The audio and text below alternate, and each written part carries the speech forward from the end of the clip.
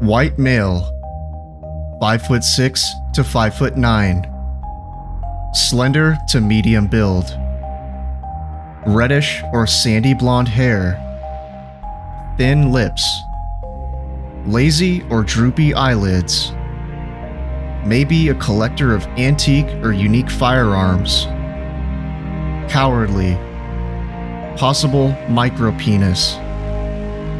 If alive today, would likely be in his 50s or 60s. Join us tonight. Perhaps you can help bring this chicken shit motherfucker to justice.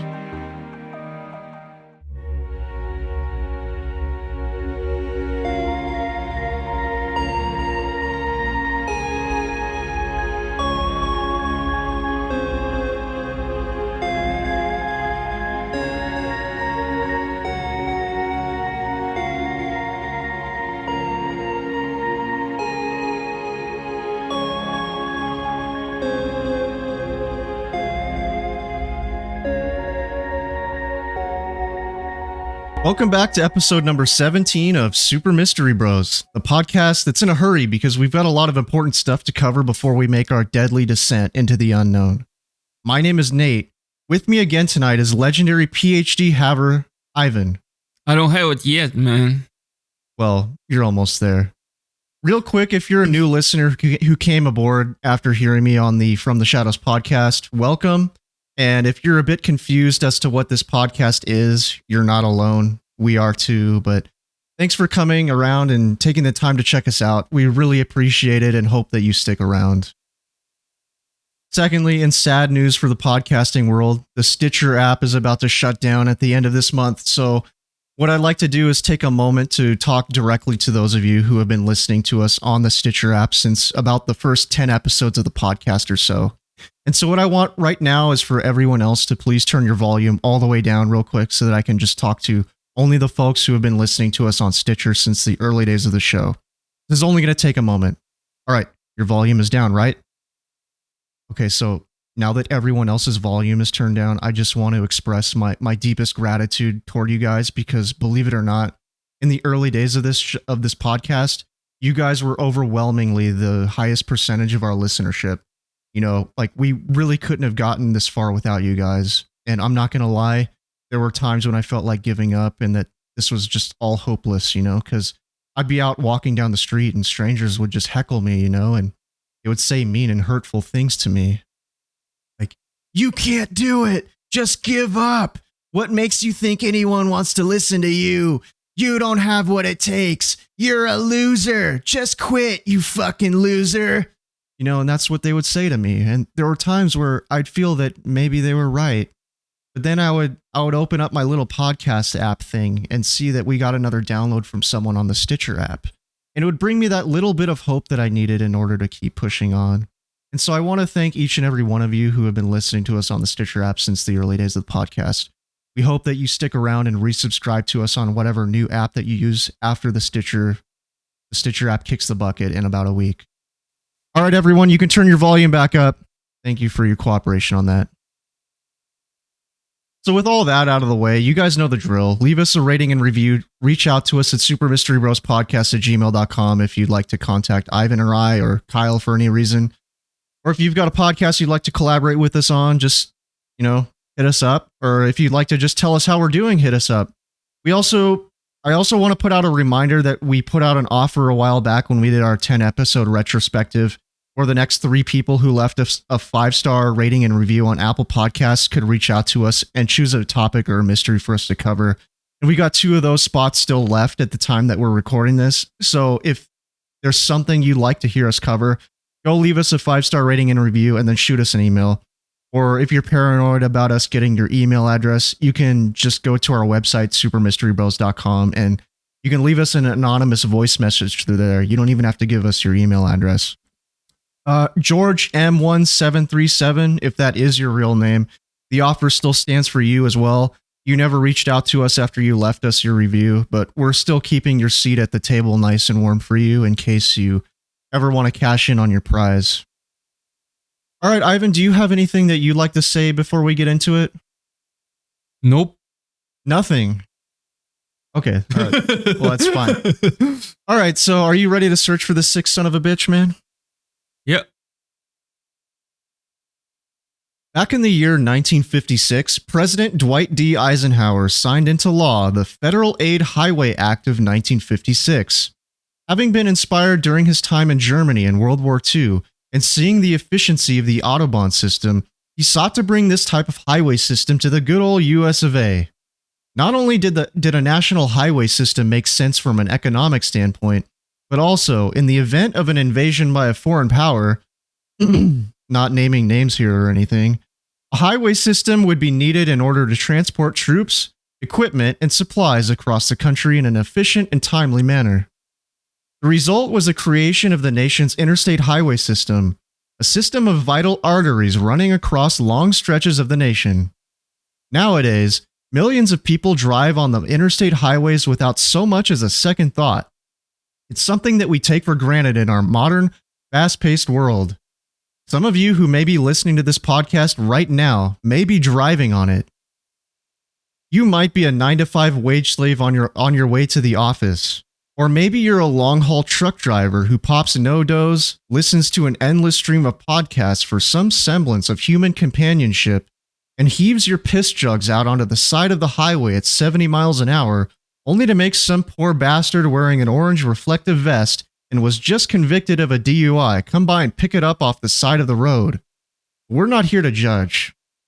But if you happen to be driving around on the US highway system, or any other nation's highway system for that matter, take a look at the cars and trucks around you.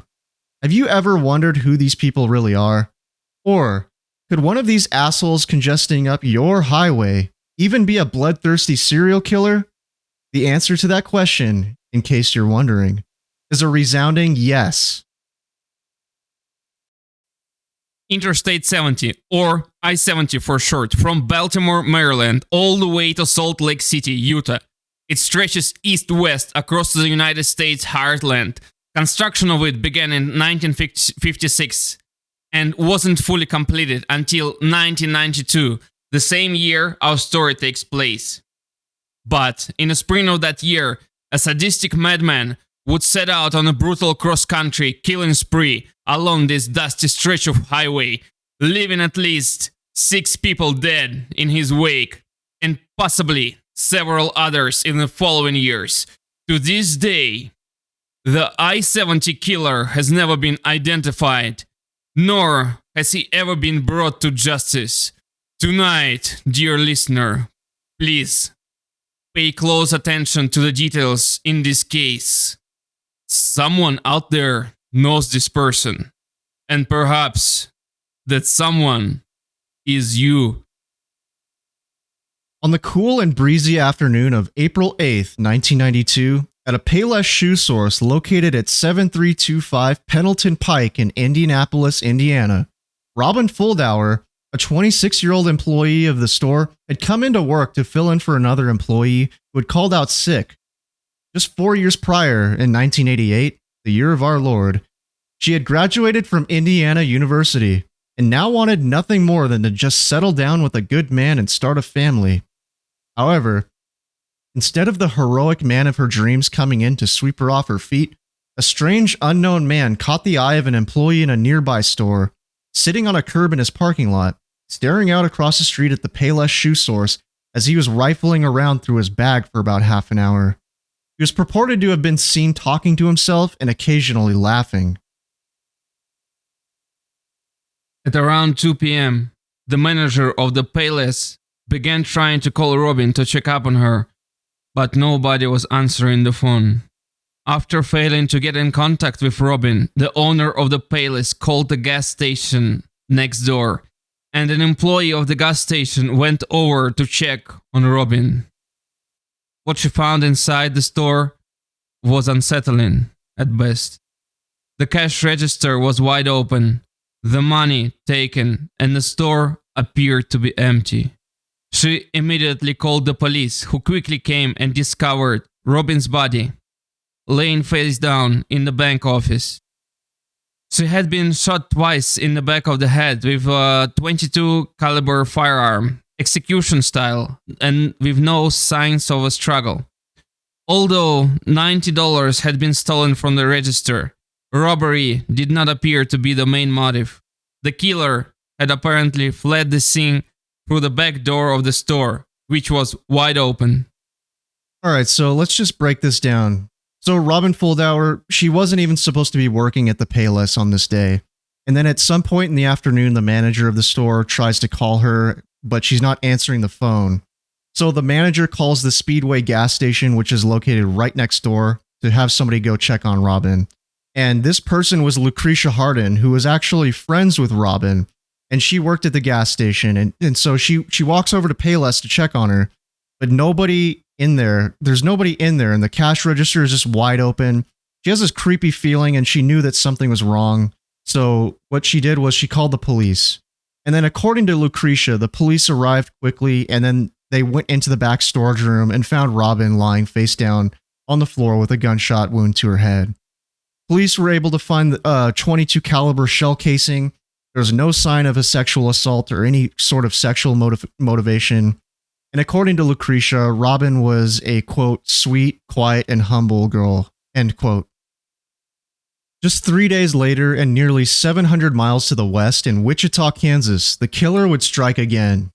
23-year-old Patricia Smith and 32-year-old Patricia Majors were working at a bridal shop called La Bride d'Elegance. The two Patricias were happily married, but to separate men, not each other. The store was located at 4613 East Kellogg Avenue, inside of a small strip mall just off of US Route 400. The store was supposed to have closed at 6 p.m. on that evening, but the duo agreed to wait just a little bit longer for a customer who wanted to swing by and pick up a cummerbund for his tuxedo. However, just a few minutes after 6 p.m., a man knocked on the door of the business, and Patricia Smith went over to open the door, believing it to be the customer that they were both waiting on. But the man soon pulled out a gun and ushered the two women into the back room and made them lie face down on the floor, where he subsequently shot both of them in the back of the head, Smith once and Majors twice. As the killer was preparing to exit, the customer who was there to pick up his cummerbund arrived. The killer was holding a gun, which was wrapped in a wedding veil, and attempted to coerce the man to come into the store and enter the back room. However, the customer refused, and realizing that he was losing control of the situation, the killer told him to get and not say a word to anyone. The customer slowly backed out of the store, never turning his back to the killer. Terrified, the witness waited an hour before calling the police, who arrived at 7:30 p.m. to a horrific scene. The bodies of Patricia Smith and Patricia Majors laying in the pool of blood in the back room of the store. Just like the previous crime, the store had been robbed, but only a small amount of money was taken. The witness described the man as a slightly built red-haired man wearing brown jacket and wielding a strange-looking gun. No escape vehicle was spotted. Wichita detective Tim Ralph said, quote, "If that witness would have cooperated, he would have killed him," end quote. And, quote, "I don't think he anticipated for there to be a second person there," end quote. We'll get into more details later on in the episode, but the witness was able to give a description of the suspect, stating that he was about 5'6" or 5'7", and from his cooperation, a composite sketch of the suspect was created, which is the photo for this episode if your app supports episode photos. You can also just Google I-70 killer, and the composite sketch is going to be plastered all over the search results if you'd like to see it.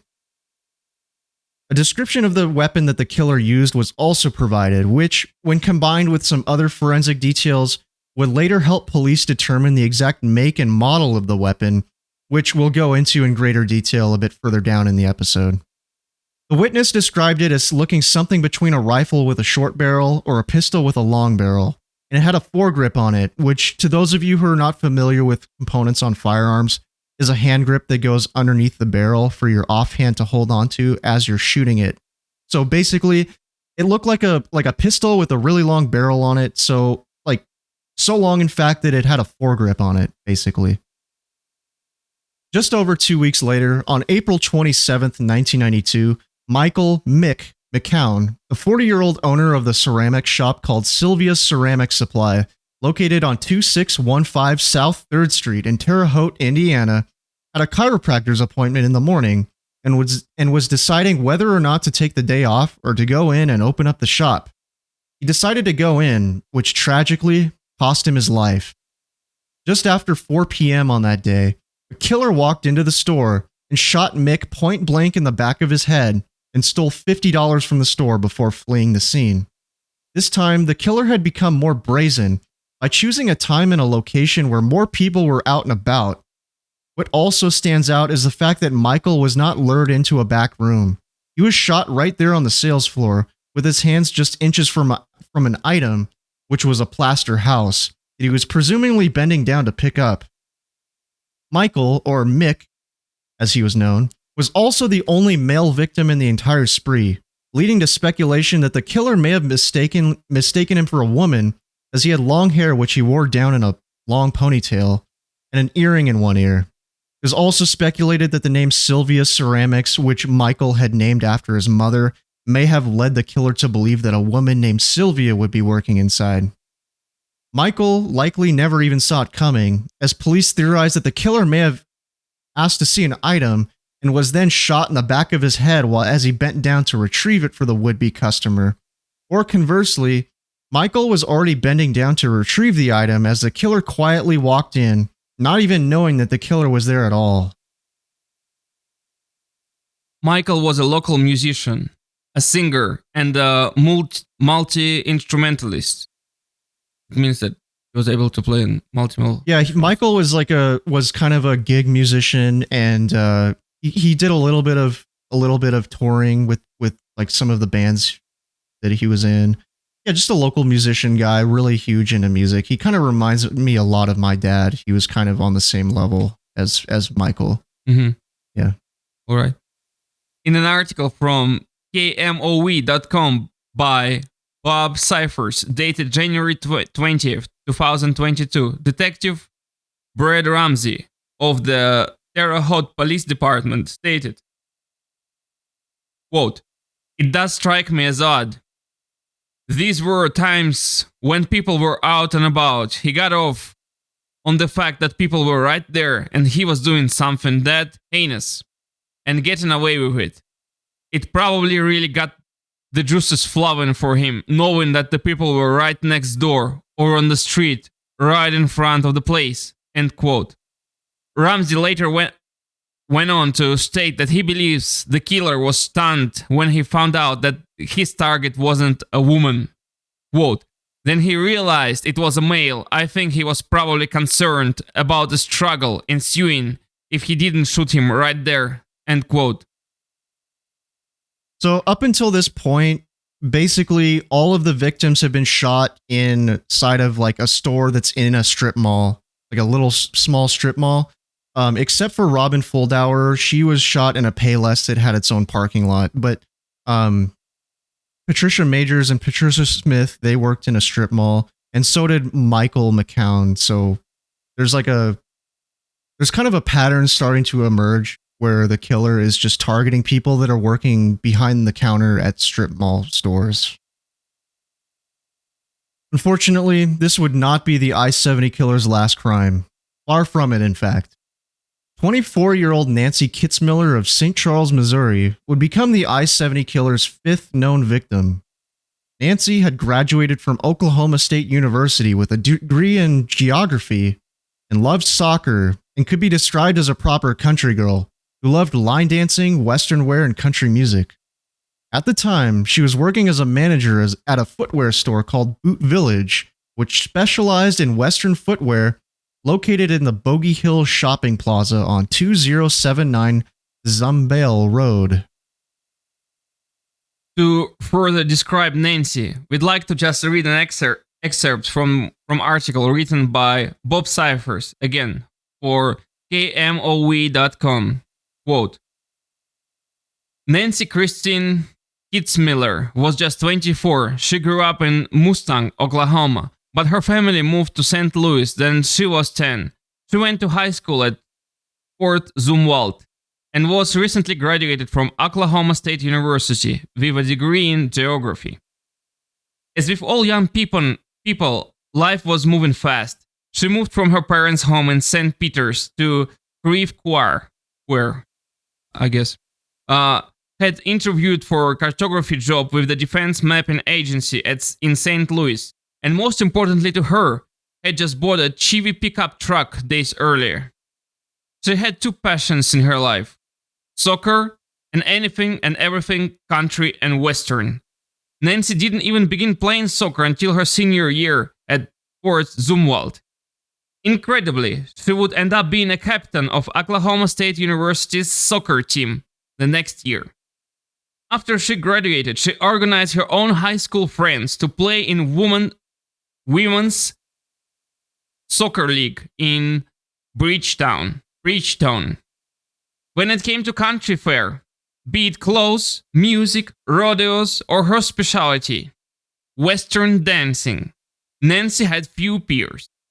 The Texas two-step, she owned it. With sparkling blue eyes and long, curly brown hair, she was a friend to everyone, and was still beaming about her family vacation to Paris just weeks earlier. End quote. Yeah, she sounded like a keeper to me, man.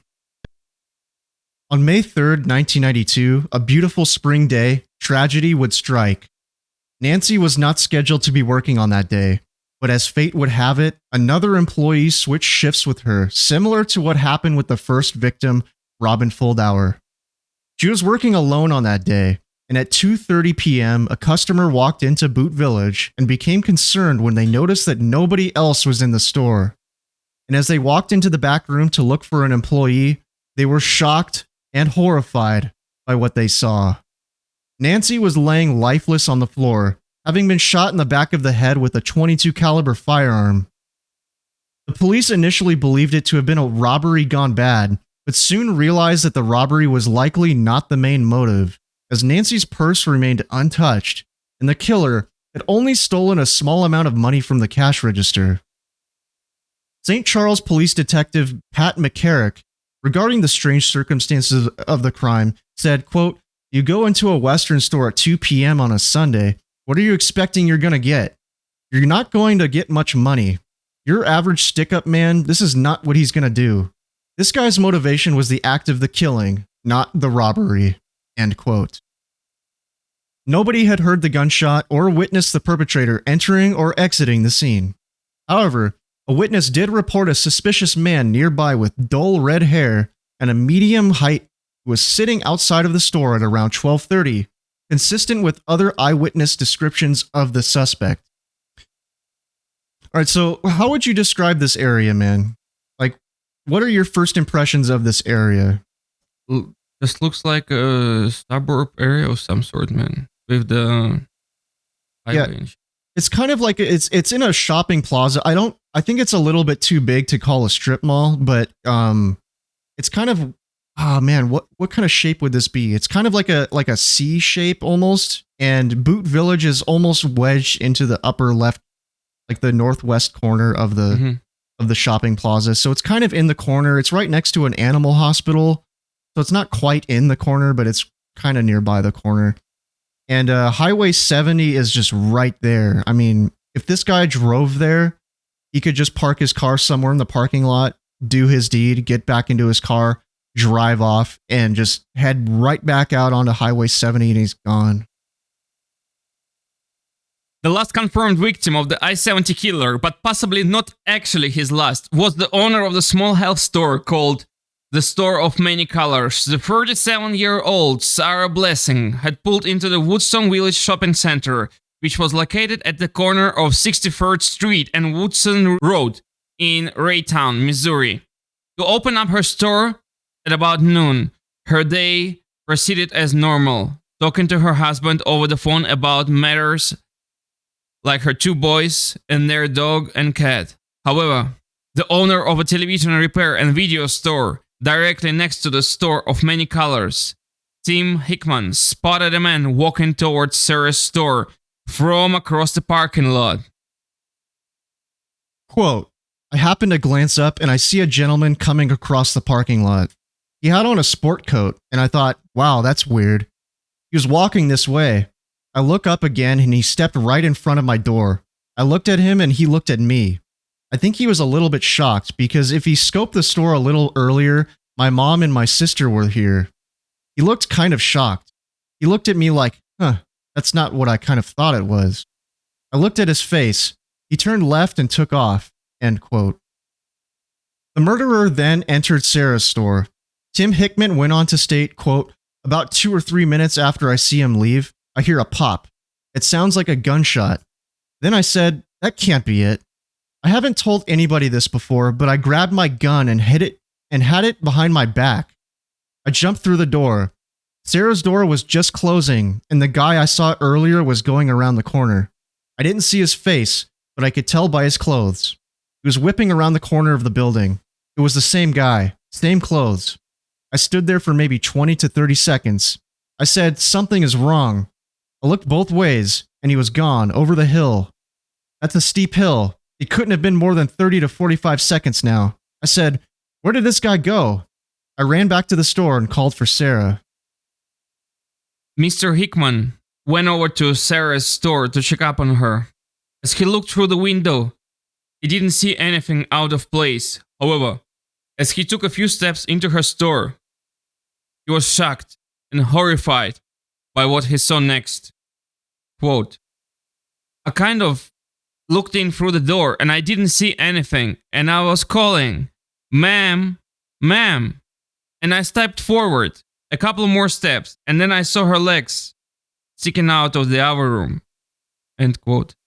Mr. Hickman stepped in for a closer look, only to discover Sarah lying motionless in a pool of blood.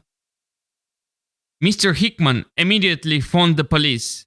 A grocery store worker who was out in the parking lot collecting shopping carts witnessed the man leaving Sarah's shop and then walk up a steep embankment toward Woodson Road. Yeah, so it's important to note that a lot of online sources here state that he walked up an embankment toward I-70, but this location it's 3 miles away from I-70 as the crow flies, so it's a bit further away from the highway than a lot of the other locations. I've seen a lot of sources online describe this as a steep embankment, but I think it's a little bit misleading because I scoped this place out on Google Street View, and the embankment that they're describing doesn't look physically challenging to walk up at all. It's only about, I'd say, 20 degrees of a slope, and it's about 50 feet long. So it's not like this guy had to be some sort of athlete to go up it by any means. If you'd like to see this location yourself, you can head to Google Maps and go onto the corner of 63rd Street and Woodson Road. And the store of many colors is now, it's apparently vacant, but it was most recently a Fantastic Sam's hair salon. And it's the store that's like right on the north corner of the building. And so with that brings us to the end of the official story, but our work here is far from over, dear listener. Through forensic analysis and eyewitness testimony, it's been determined that the killer almost certainly used a highly unusual firearm in all 6 of these killings, and it's one that the average person would probably not be able to find very easily. The Irma Verka ET-22. So we've got a picture of this gun up in front of us right now. What are your first initial impressions of this gun? It's definitely unusual, man. What makes it unusual at first glance to you? I mean, the shape of it and how long is the barrel? Yeah. Barrel is, yeah. Yeah. So just as a disclaimer here, there are a lot of online articles surrounding the I-70 killer that describe this weapon as kind of like a piece of shit that was from pre-World War I Germany, but that's actually not the case. The ET-22 was actually just inspired by a pre-World War I German Navy Luger pistol, which the original version had a 6-inch barrel, which I think is where the confusion probably comes from. But the ET-22 itself was manufactured far more recently, which I'll get into here. As the iconic Luger went out of production following the end of World War II, their popularity only soared as the supply of them started to dwindle, and they became hot collector's items. However, in the 1960s, the Irma Werke gun manufacturer of West Germany produced a Luger-style weapon that was based on the original Imperial German Navy model Luger, which had featured the longer 6-inch barrel instead of the standard 3.8-inch barrel. But instead of making an exact knockoff of it, they opted to make the barrel even longer, coming in at a whopping 11.85 inches long, placing the gun at a total length of 16.5 inches, turning the weapon from a pistol to what can almost be described as a carbine. They dubbed the new weapon the ET-22, and only 6,906 of them were ever produced. Since we've never used one of these firearms before, we'd like to just play a short clip from Guns.com's very own Don Summers, who filmed a video review of the weapon and described it in his own words. Take it away, Don Summers. So going prone, I was actually further out, but I was able to steady the barrel a little bit better with this rifle stock on it. The blade sight has definitely had an impact on how my accuracy was. It's just really kind of hard to see. If I owned this gun, I'd probably take a little white marker or put a little white paint on that. Overall impressions of the gun, really like to shoot it. It's got a great snappy trigger. The action's really smooth. Nice, like I said before, nice grip on it. This would be a great gun for a Luger enthusiast, or for that matter, it'd be a great heirloom piece. These were only produced from 1967 to 1969. And if you're interested in an Irma ET-22, go to guns.com. You all stay safe out there. Wow, thanks Don Summers. Our listeners will surely go to guns.com if they're interested in the ET-22. But if you're too lazy to look up this weapon, to describe it visually, it would look like a Luger with nearly a foot-long barrel on it. It's got a wooden hand grip and a wooden forestock, so it's extremely weird looking because it looks like a pistol toward the rear of it, but the barrel is just freakishly long and it looks almost like a carbine or a very short rifle. However, it's important to note that the police cannot rule out the possibility that the murder weapon was an Intratec Scorpion, which looks completely different, but the authorities seem almost certain of it being the Irma Werke ET-22 due to eyewitness testimony. But let's assume for a moment that the police are correct in their assumption that it was the Irma Werke ET-22. It was an extremely weird choice of weapon because it was highly prone to jamming, and despite it being a pistol, was extremely large due to its huge barrel, which, would render it difficult to conceal. Through forensic analysis of the shell casings left behind by the killer, it was also determined that the killer painstakingly polished his bullets with jeweler's red rouge, which would allow the bullet to slide more easily into the chamber and reduce the chances of it jamming, which would make sense if he was using like a piece of shit gun that was prone to jamming like the Irma Werke ET-22. So with all of this said, it kind of begs the question as to why he chose this weapon. It sort of doesn't make sense from a practical standpoint because you don't need something with a long barrel if you're shooting something at point blank range. And the long barrel on it makes it difficult to conceal. Like you have to wear, like, it's like the guy said he was wearing a sport coat to conceal this gun, when if he just had a little tiny gun, he wouldn't have needed to wear a sport coat in the middle of springtime. And then another weird part about this gun that just makes it just a stupid choice is how prone it was to jamming. So are you familiar with how different firearms operate? Like, I'm basically just familiar with the hunting rifle, but I mean the one you got to load manually, Yeah, so basically this gun had a magazine which you load the bullets into, and then the spring, there's like a spring in the magazine. Pop the bullet into the right, exactly. barrel. So these type of guns, if they're not made properly, as the bullet goes up into the chamber of the gun, it can jam when it tries to fire. And so there will just be a click and there'd be a misfire. And then they'd have to try to get the bullet in the chamber properly. Just like again. the printer with the paper kind of thing. I guess, yeah, that's a good that's a good comparison.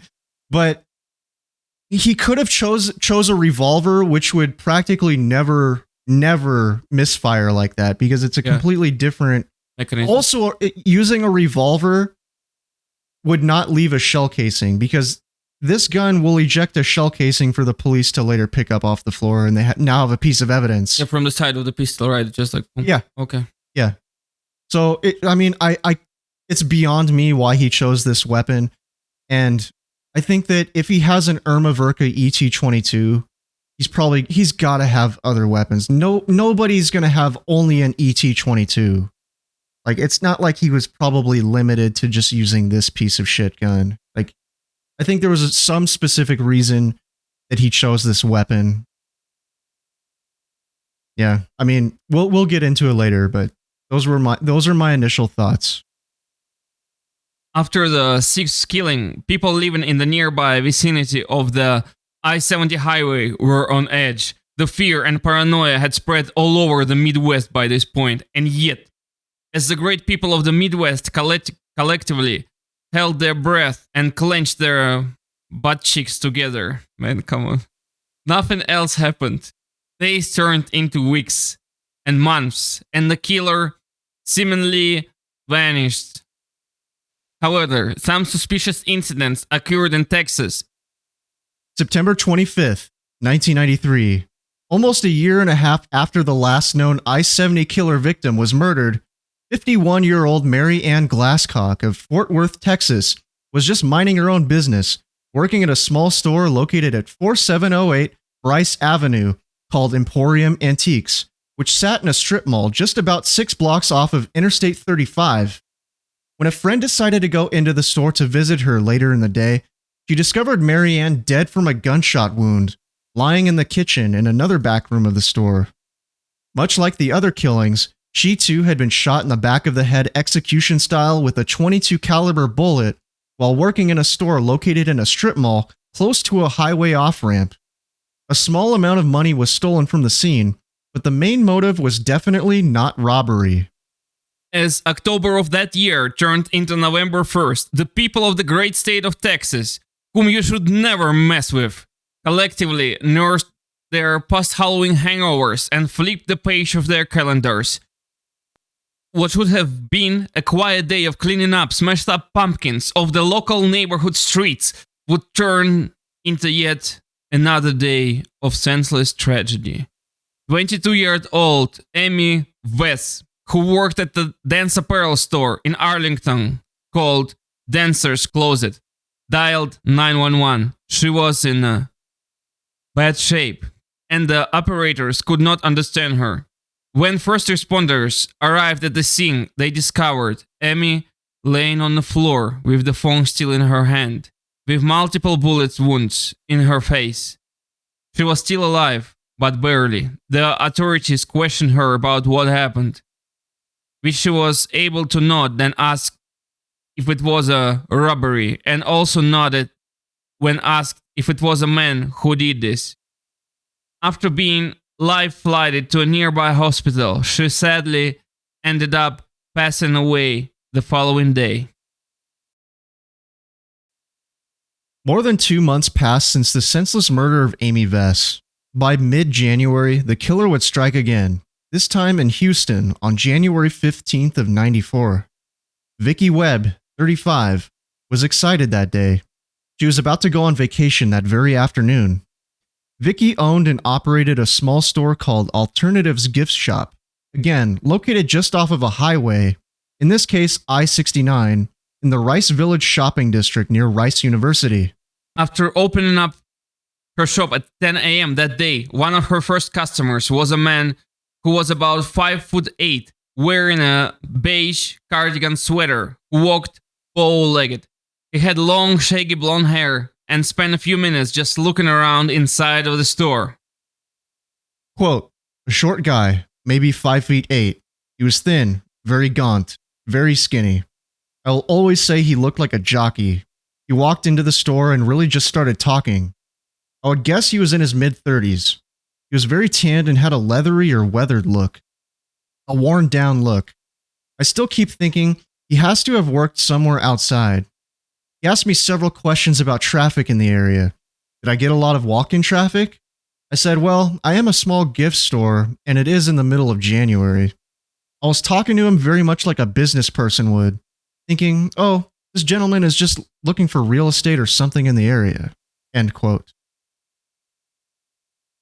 Another customer soon entered the store, and the man told Vicky that he would be back in a few minutes. Quote, he was acting strange. Who thinks anything else besides this is a strange guy? End quote. The man soon returned, just after the other customer left the store. Quote, he said he was waiting to meet his niece. He kept telling me how much she would like this store. End quote. The man kept looking out of the front window repeatedly, which Vicky assumed that he was just waiting for his niece to arrive. Quote, he was acting like he was in the same kind of business as me. He was looking out both sets of windows toward the parking lot. He kept mentioning his niece. He was very pensive. He never got close to me, but he was acting very nervous.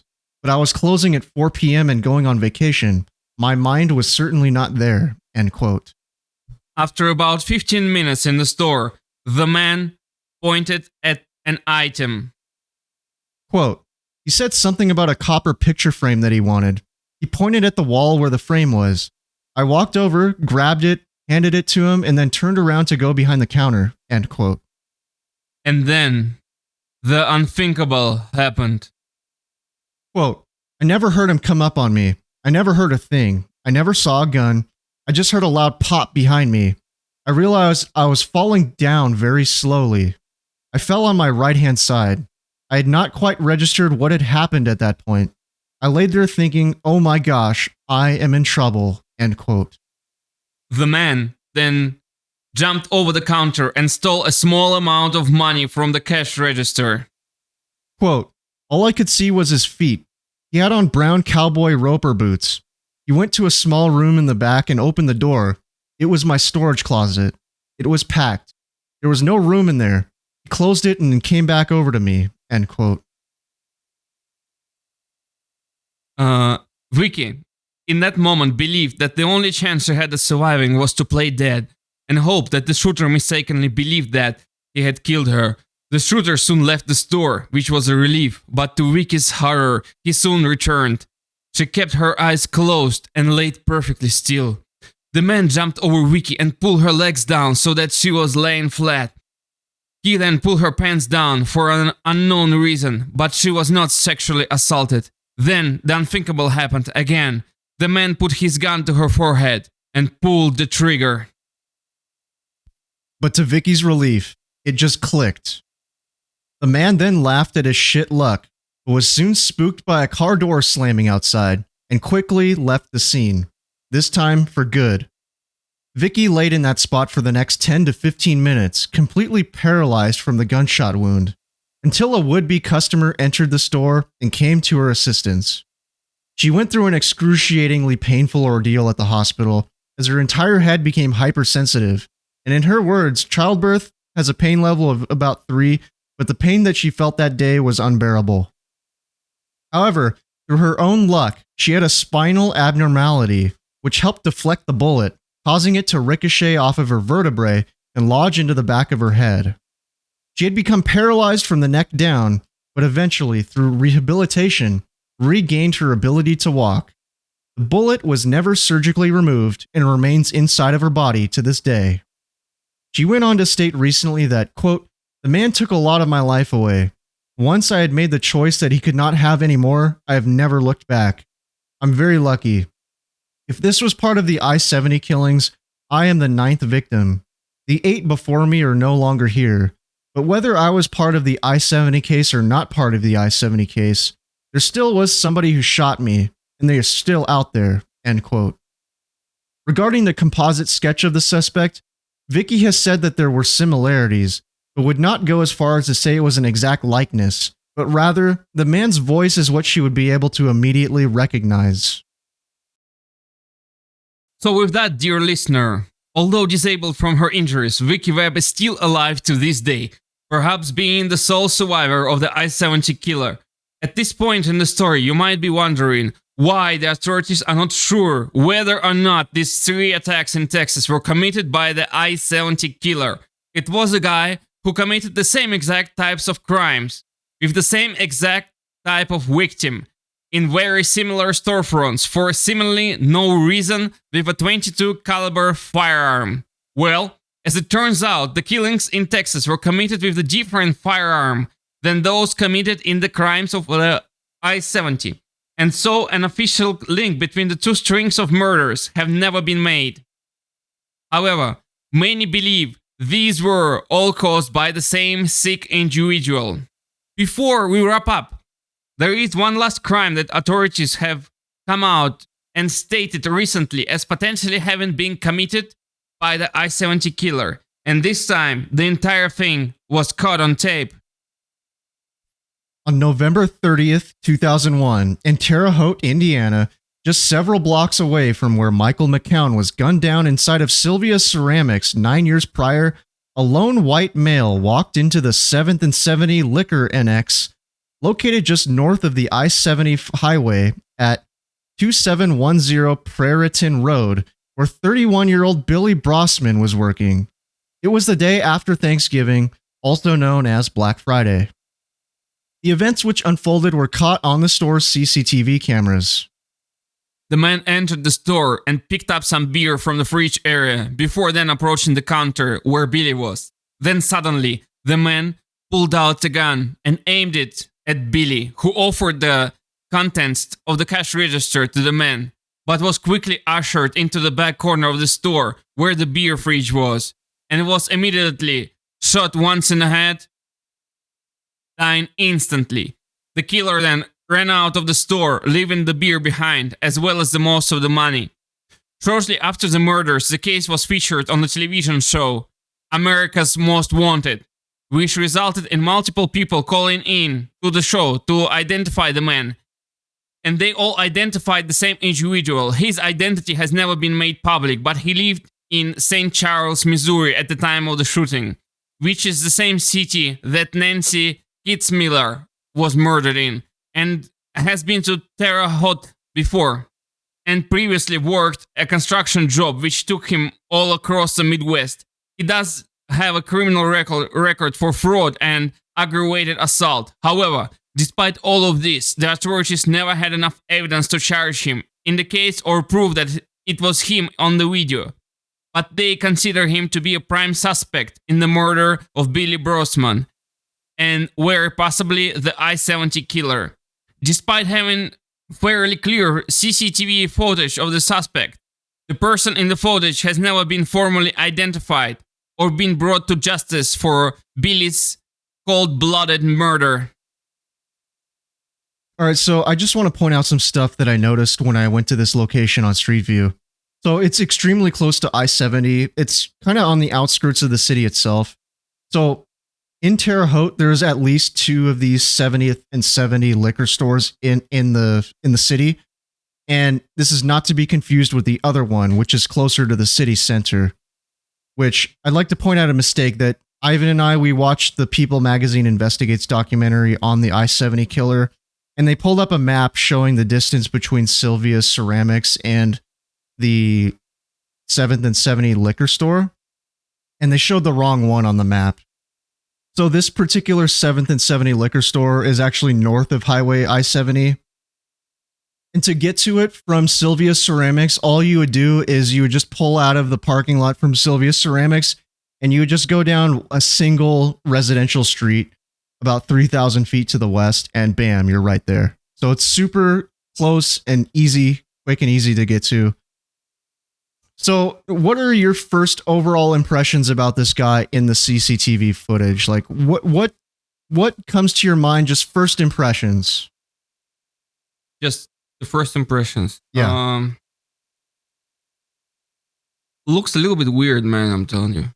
Yeah, to me, like my first overall impression of this guy is he reminds me of some dude you would see working in a computer repair shop in like 1997. It's not some guy you would imagine would just go in and randomly rob a liquor store and then murder the employee there. Like, how old do you think he is? 35. Yeah, to me, I would pin his age as like late 30s to early 40s, maybe. Me personally. It's kind of hard to tell though, because the footage is grainy. Mm-hmm, mm-hmm. He's wearing kind of like a lightweight black jacket with the collar popped up, and he's got dark pants. He appears to have hair that's beginning to thin all over on top. So I'm sure like 20 something years later, he's probably got a lot less of it now. It's kind of like medium brown in color. It's almost like your color, would you say? You mean hair? Yeah, hair color. Just the color of the hair. A little bit lighter than mine, I think. Yeah, so it's kind of like I would call it a medium brown. Not dark or light particularly, but somewhere in the middle.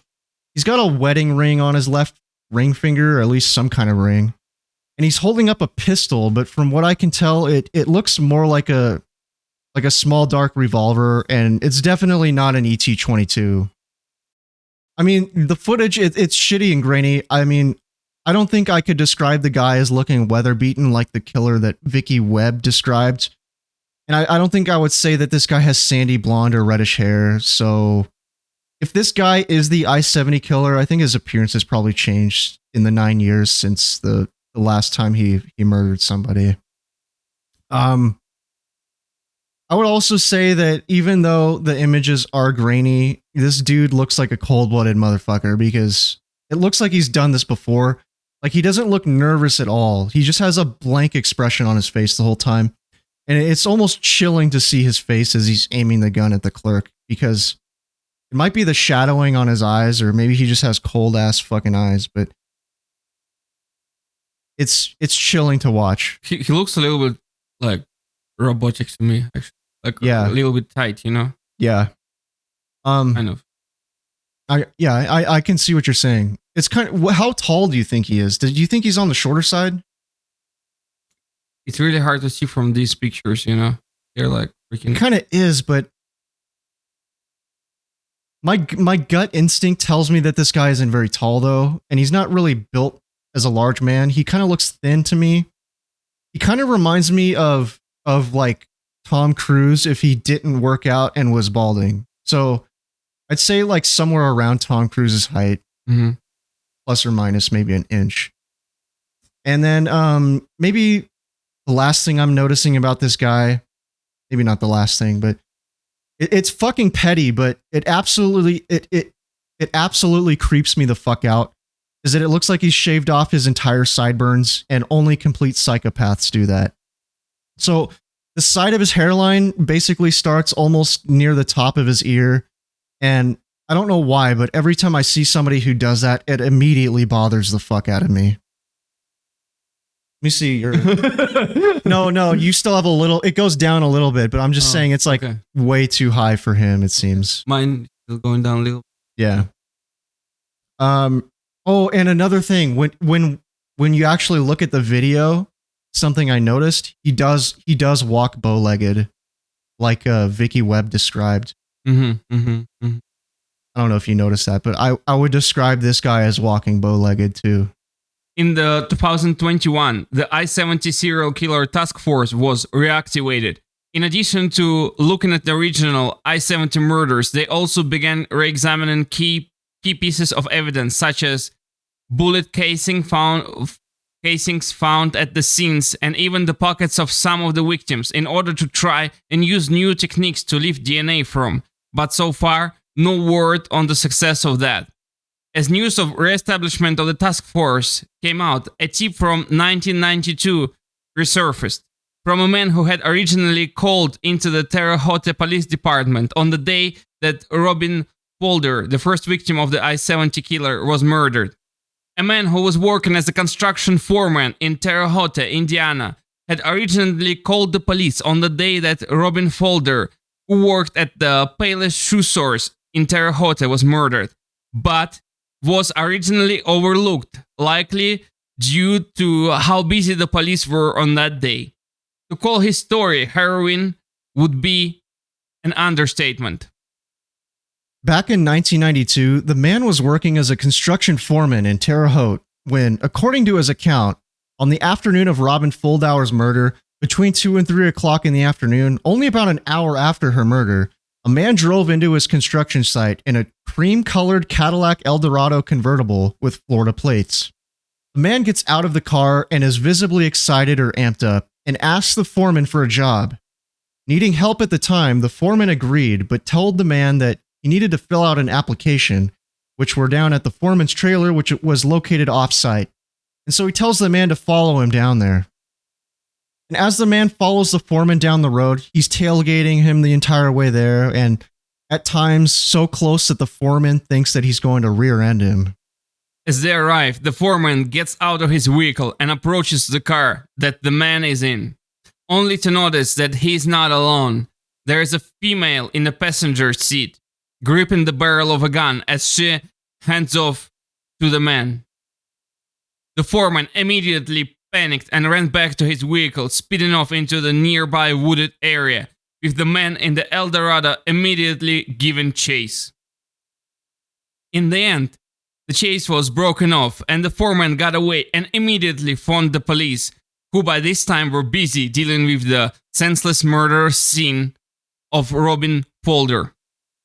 He had waited for hours for the police to arrive, but gave up and went home, having assumed that his call had slipped through the cracks. It wasn't until he got home he saw on the news that Robin Folder had been killed did he realize the significance of what had happened to him. The description of the suspect is as follows. White male, 5'6" to 5'9", 150 or 160 pounds, short red hair, almost a dirty blonde, wearing khaki pants, black and white tennis shoes, and a light green army t-shirt, which matches what the witness in Wichita described.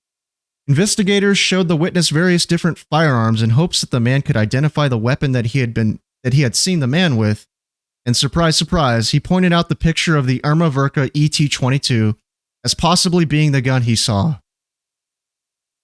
He was driving a cream-colored Cadillac Eldorado with Florida plates, which again, we're not trying to throw dirt on Florida. Lastly, police do have a strong person of interest in this case, who is the man that was identified through the coverage of the Billy Brosman murder on America's Most Wanted, but his identity remains hidden.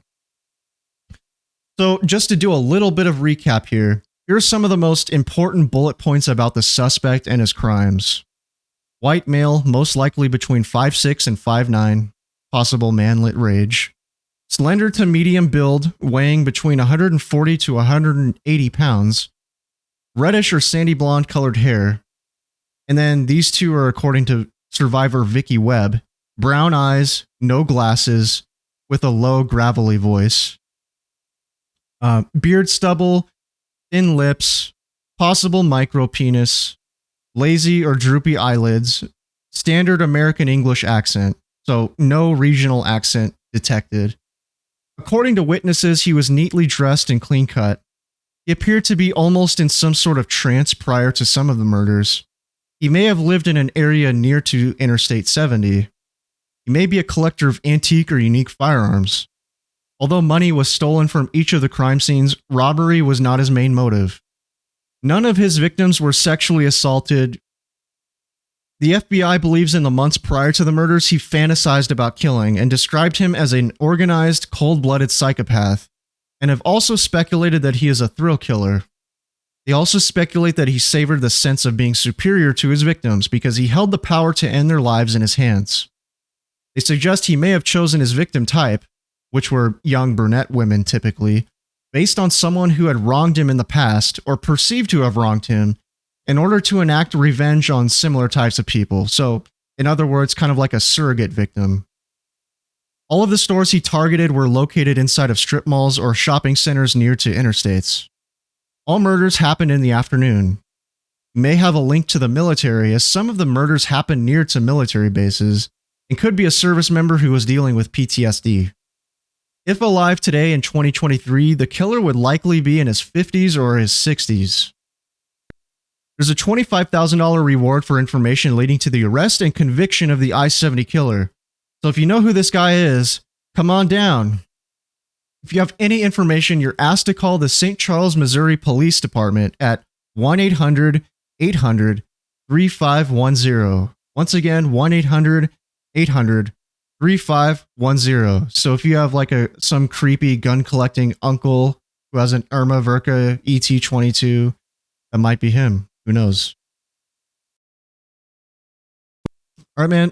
That brings us to the end of the official story. Are you ready to try to get to the bottom of this one, man? Yep, let's get after it, man. So I wanted to ask you, what do you think the killer's motivation was? And so I would want to know which category of serial killer we can fit this guy into. So if you remember back to when we did the Axeman, we went over the 4 different categories of serial killers. We had the mission-oriented killer, we had the hedonistic killer, we had the visionary killer, and the power and control killer. So I'm just going to run through a quick synopsis of each category so people know what the hell we're talking about. So visionary is a killer that believes that they're being instructed by like a higher power to kill people. Like God is telling them to kill people, or Satan or whatever. Like it's usually driven by a psychosis. And then mission oriented is where they kill in order to like get rid of some certain undesirable type of person in society. Then hedonistic killer is someone who commits the murder just for their own personal pleasure. So, like torture, money, some sort of sick satisfaction from it would be hedonistic. And then there's a power and control killer, which they desire power and they seek to kind of dominate and control their victims. So I'd want to know what you think this guy was. And I think I would say that, first of all, we don't know much about the guy. We just know the victims and like style, model, right? How do you say it? We know his modus operandi. Yeah. And I'm just trying to kind of figure out what his motivations were based on his MO. It's probably some combination of motivations, because we can see that on that footage that we saw, for example, from the documentary. So just to clarify for our listeners, we watched the People magazine investigates the I-70 killer, which we highly recommend. I did all the research for this episode before I watched it, and they did a pretty bang up job on that one. So go watch that. Highly recommend it. But remember, after the policeman saw that footage, he commented on the way he moved while shooting his gun. He kind of made some sort of turret. I think you're getting a little bit ahead of yourself here. So we haven't established whether or not that guy is the I-70 killer. But are you saying that you believe that it is the same guy? Because the first 6 murders were confirmed because they all matched the same gun. The shell casings that were left behind all matched the same weapon forensically. But then there were 3 attacks in Texas that were from a different gun, where Vicky Webb was the survivor, that she talked about her experience getting shot in the back of the neck and getting paralyzed. And then the Billy Brossman murder happened 9 years after that in 2001. So we're not sure whether the Billy Brossman murder was the I-70 killer. We're not even sure if the Texas murders were the I-70 killer. But the MO matches. It's just that the firearm doesn't. So you can't be 100% certain on it. But what's your opinion? Do you think it was the same guy that did all of these? So I mean, if we assume, right, if it was the same guy, well, all we can do is assume. Yeah. If we assume that it was the same guy, we can see that for him. Then they talked about the way he moved, and he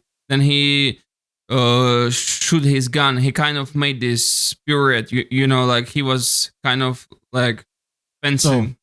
So as if he was fencing. Yeah. So the way that they didn't show the footage of Billy getting shot, but what they did was they described how the shooter shot Billy, and what he did. They described it almost like a dance move, or he lifted his left hand up above his head as he readied his gun with his right hand and then shot Billy that way. Just like a really pompous way of shooting somebody. Yeah, the first thing that came to my mind was like as if he was like fencing, like freaking Olympic style. Thinking fencing, he's like Zorro or the Zorro of Yeah. That's why I wanted to bring up the point. It's like a free flow point, but it's free flow discussion. So about the gun, the first gun, like before he maybe allegedly the same guy, I don't know, changed the gun for the other one. It was really long, right? Yeah. It was like 11. So the barrel on it was almost a foot long, which is about this long. Yeah. So only the barrel. Yeah. The total length of it was 16 and a half inches. So it's really long. Really long gun. Yeah.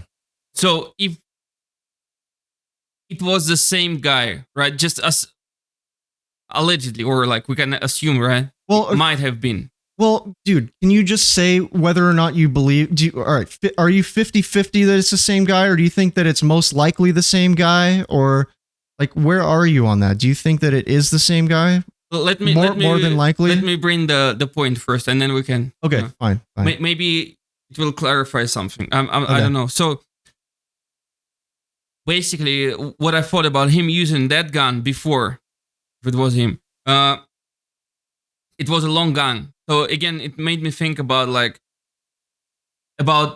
fencing or like some sort of using the sword kind of thing, Mm-hmm. It might have been his signature, right? Kind of his signature gun and the action. And then, if it was the same guy, he also did this kind of weird move as he was fencing while he was attacking that guy at the store. On the footage we saw, right? So first of all, yeah, it's a long stretch, but yeah, that's what I've thought about it. It makes him fall into hedonistic category, I think. Yeah, these sorts of moves, these are not. He's getting some sort of a sick pleasure out of doing this. Yeah. It's very clear that he's getting some sort of sick pleasure out of doing this. He's doing this stupid fucking dance move as he's shooting this guy. It's fucking sick. And I would agree with you. I do think that this guy falls under the hedonistic category. And but right, but what? Yeah, continue. I was just gonna say, yeah, I don't think that he's a visionary guy. I don't think that he's suffering from some sort of like a mental disorder or like schizophrenia or something. I don't think it's that. I don't think that he's on a mission either. So I do want to bring up that, before I really dug into this case, I thought that like when I just had a surface level amount of knowledge on this case, I thought that this guy was kind of like an incel or somebody that hates women and goes around on a mission to murder women, because he hates women or something like that. I thought that he might be that kind of guy who just hates women so much he's going to go in there and just like murder women working alone in stores because he hates women and they're easy targets. Well, but digging deeper into this case, I don't think that it was that. And people they'll point to the murder of Michael McCown as like a case of mistaken identity. Like he wanted to kill a woman, but it turned out that maybe he couldn't see very clearly and he thought that Michael was a woman because from behind he looked like one because of the ponytail. Mm-hmm. But I think that he probably went in there thinking that there would be a woman in there. Yeah. And then he saw a big burly man with a ponytail and he's like, oh shit. And he's not hiding his gun. So he has to think quick and kill the guy right there. Because I think this guy was a little guy. And I think Michael would have easily overpowered him if he wasn't careful. So I think that he chose women in particular because they were easy targets who would be less likely to fight back. Not necessarily because he hated women, but just because he thought that they were the only types of targets that he could easily dominate. So I don't think that he was like a mission-oriented killer who was after women in particular. I just think that he picked them out because they were easy targets. That's all. Yeah, I have some sort of argument against that. A little bit. It's not super strong, but still. Bring it on. The argument is that I read from that book on the criminal behavior. They said that quite often serial killers, they would choose easy targets, right? But they would be easy also in some other way that no one would be looking for them. That would be another like reason for them to choose like disadvantaged women, like maybe prostitutes, sex workers, the drug abusers or whatever, the drifters. Mm-hmm. And but he was different. So I guess if he just wanted to kill someone and wanted to choose the easiest target, you know. Well, I think there's an argument to be made that these victims were quote unquote safe just because he would go in there, he would shoot them and then walk out, get into his car or whatever vehicle that he was on and get right back on the highway. And within an hour, he's 70 miles away down the highway before the police even get to the scene. So that's how he's been able to evade arrest. But then there are the other types of people who murder disadvantaged people who are not going to be missed. I mean, in their mind, yeah, exactly.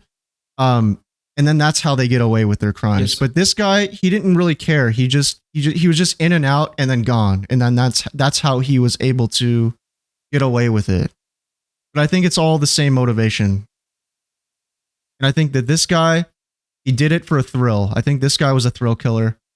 So you think he wasn't on the mission? I don't think so.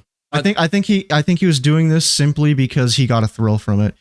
So, but what about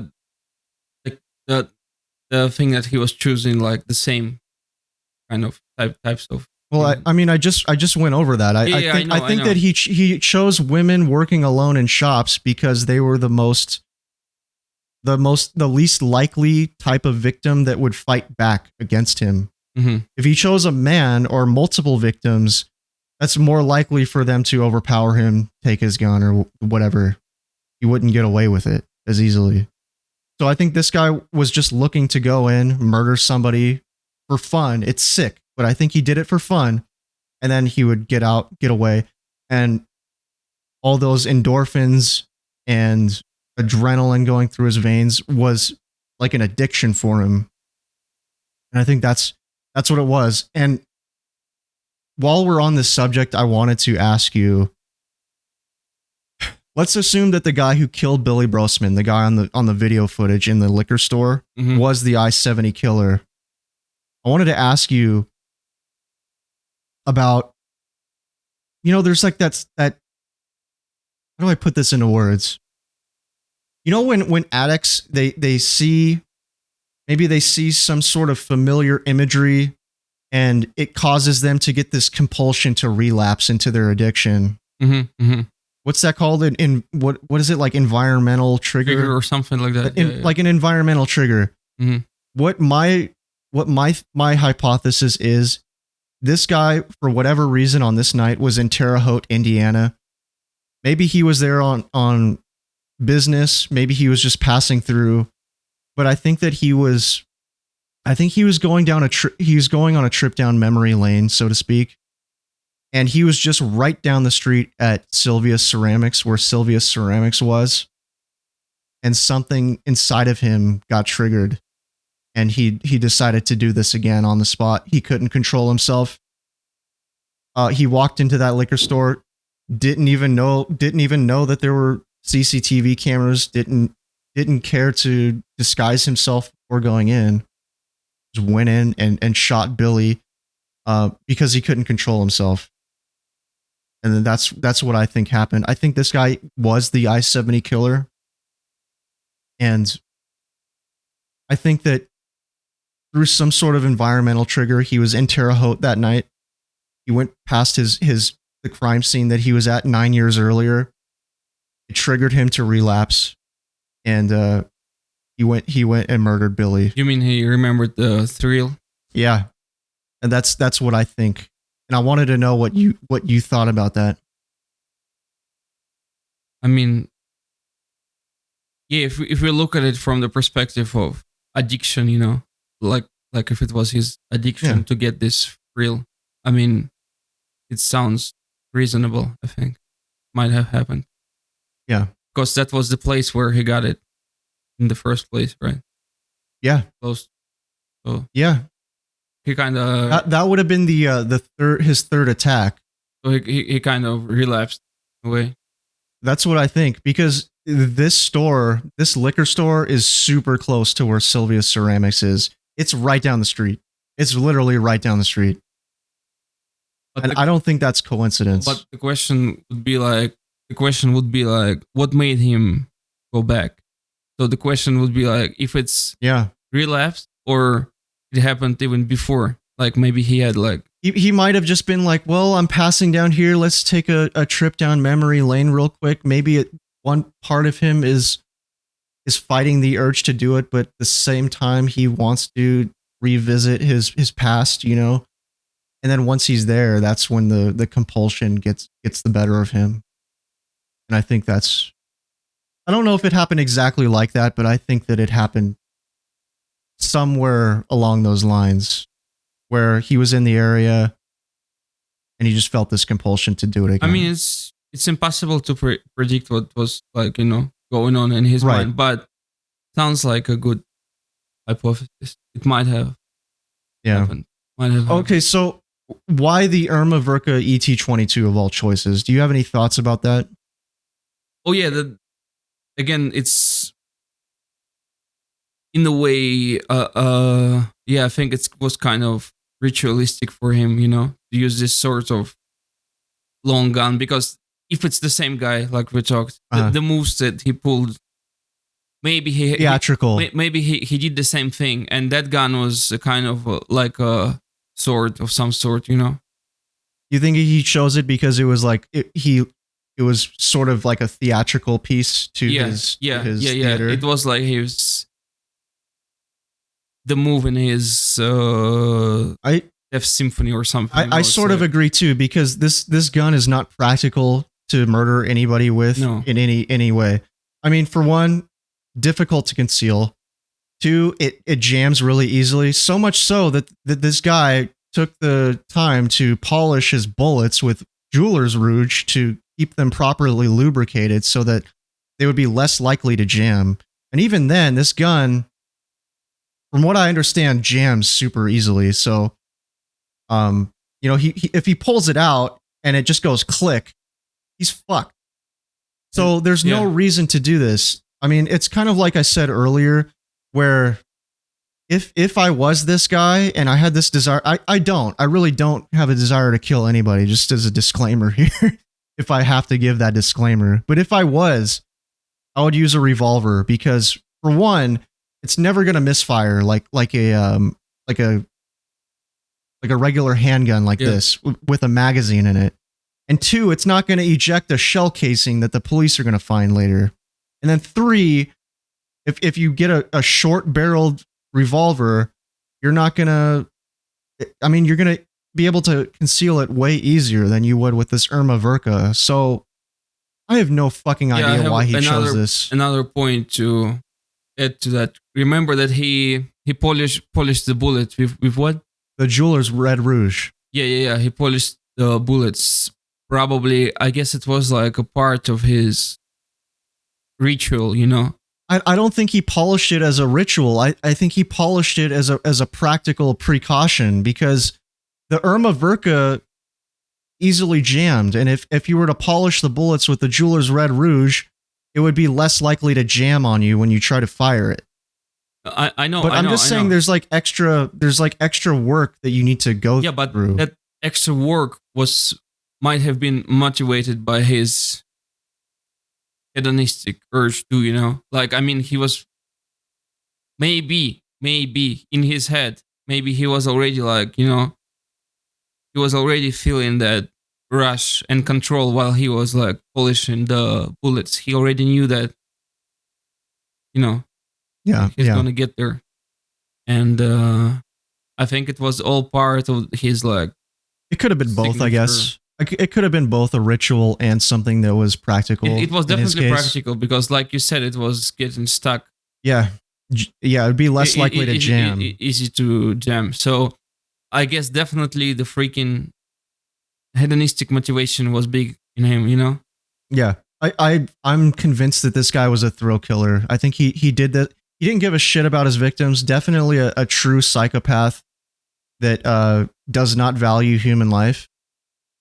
He got some sort of a thrill from it. I don't think that it was a mission-oriented spree of killings. I think that he just chose easy victims. And part of the thrill for him was running away and being far down the highway before the police even got there. So that's just my opinion. Yeah, that actually might have gave him the that feeling of control, you know. Yeah. I do think that you could fit him a little bit into the power and control category as well. Yeah. But I think there's some overlap between the two categories, you know.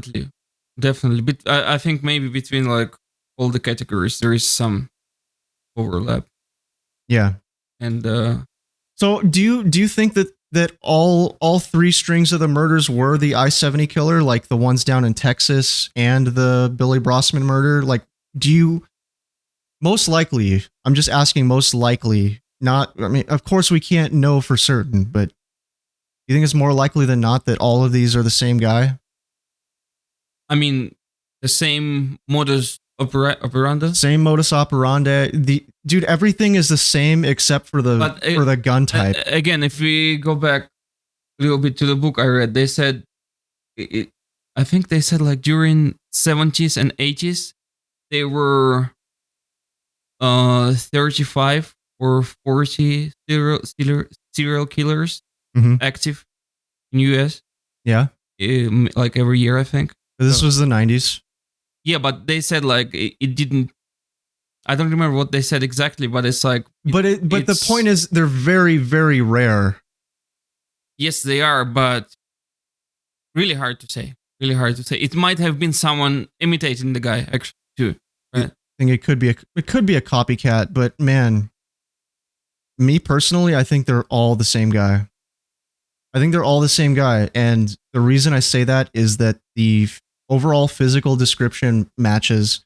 There are a couple discrepancies, like for example, Vicky Webb describing the guy as looking kind of weather beaten, like working outside. And then when you look at the video of Billy Brossman 9 years later, his killing, or 8 years, I can't remember how long it. 8 years later, he doesn't look very weather beaten, and his hair is darker. But I keep thinking that in the 8 years or so that have passed, he might have gotten a different job where he's not out in the sun constantly.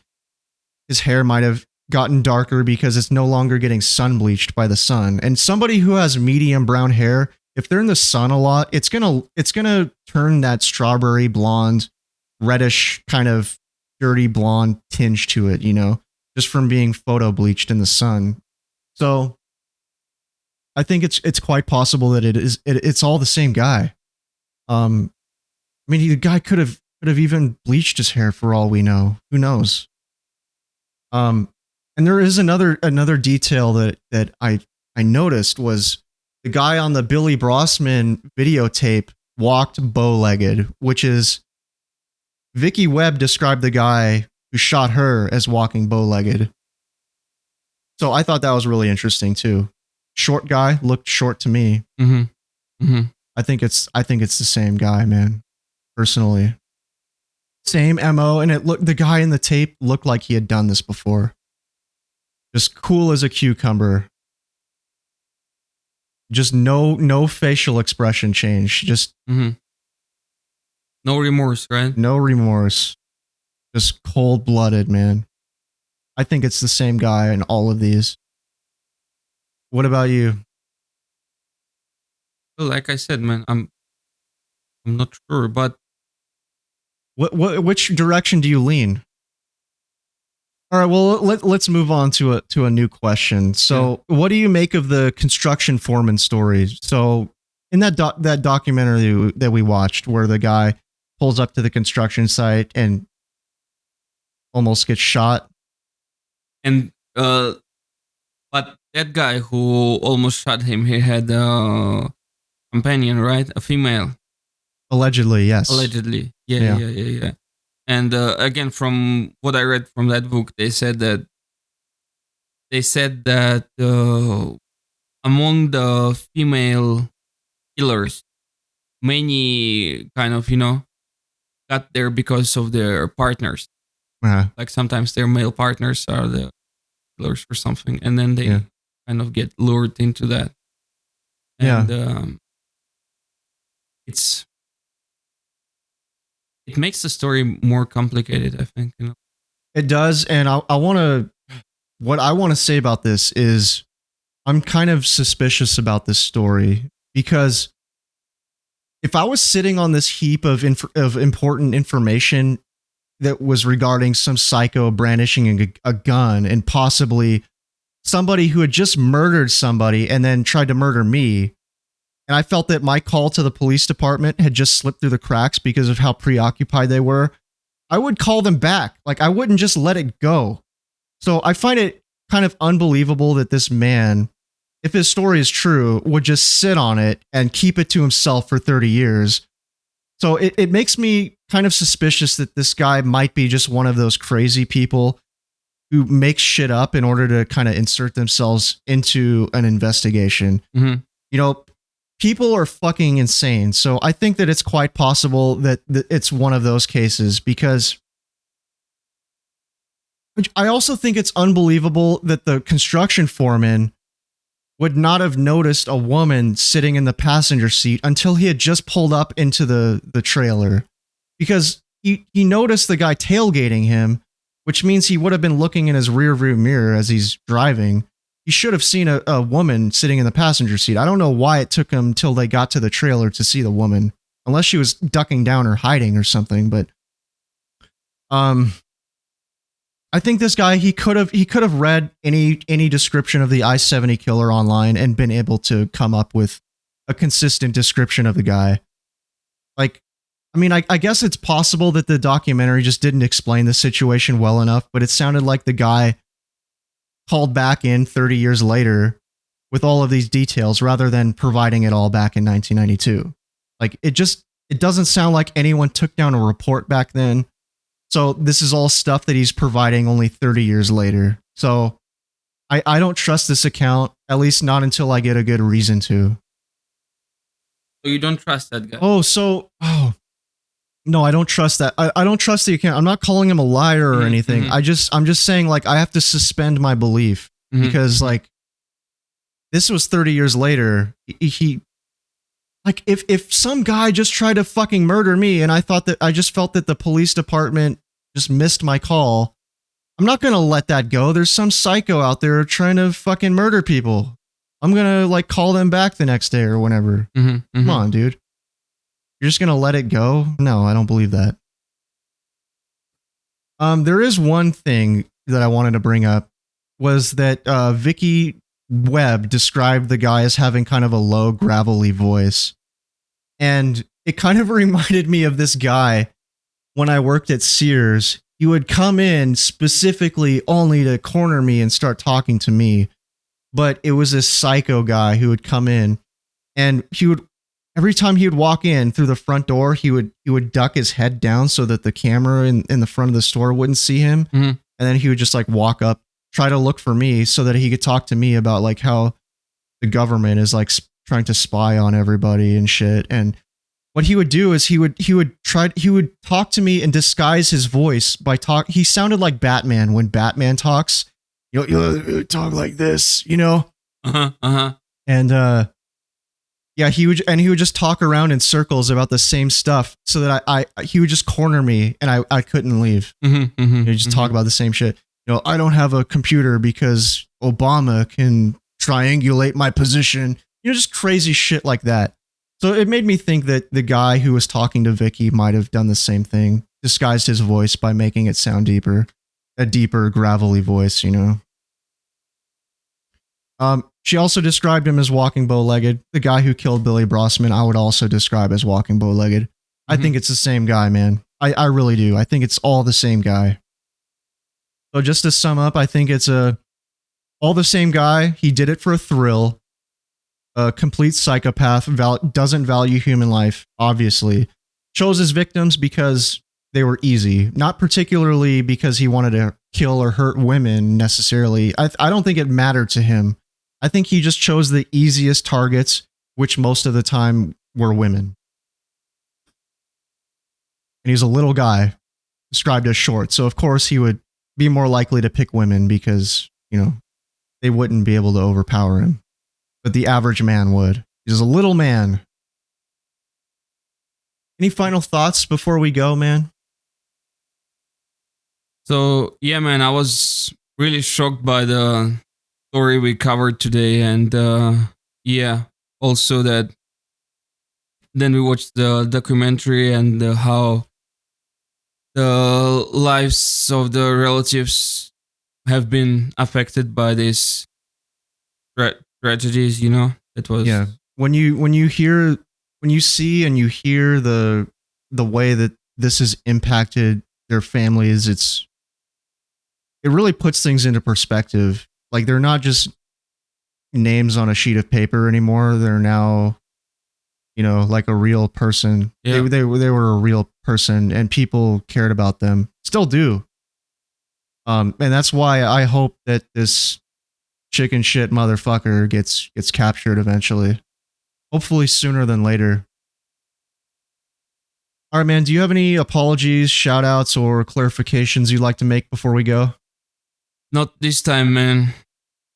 All right, well, I've got an apology to make. Davis, our producer, told me that I'm not supposed to body shame anyone on this podcast, so I'd like to just apologize to all of our micro penis listeners out there. I only meant it as a slam to the I-70 killer. I'm actually rooting for you guys. I really am, and hopefully we find a cure for it in our lifetime. All right, man, I think it's time to get out of here. Like sands through the hourglass, so too are the minutes of our podcast. But don't fret, dear listener. We'll be back again to breathe new life into an old mystery next time. Помните, ребята, истина прячется в тени.